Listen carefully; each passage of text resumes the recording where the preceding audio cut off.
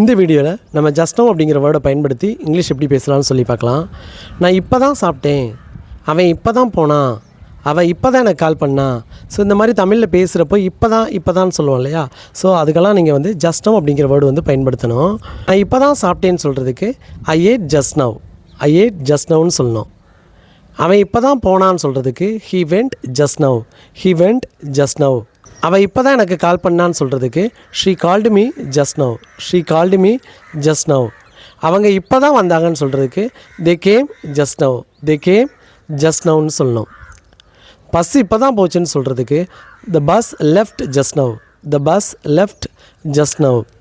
மழை இப்போ தான் நின்றுச்சின்னு சொல்கிறதுக்கு the rain stopped just now. இப்போ தான் அவன் ப்ராஜெக்ட் கம்ப்ளீட் பண்ணான்னு சொல்கிறதுக்கு he completed his project just now. எனக்கு இப்போ தான் மெசேஜ் வந்ததுன்னு சொல்கிறதுக்கு I received the message just நவ்னு சொல்லணும். ஸோ இனிமேல் நீங்கள் உங்களோட ஸ்போக்கனில் ஜஸ்ட் நவ் அப்படிங்கிற வேர்டை ஆட் பண்ணிக்கோங்க. இந்த மாதிரி தமிழ் மூலமாக இங்கிலீஷ் ஈஸியாக கற்றுக்கணும்னு ஆசைப்பட்டீங்க அப்படின்னா ஃபாலோ அண்ட் சப்ஸ்கிரைப் பண்ணிக்கோங்க. தேங்க்யூ.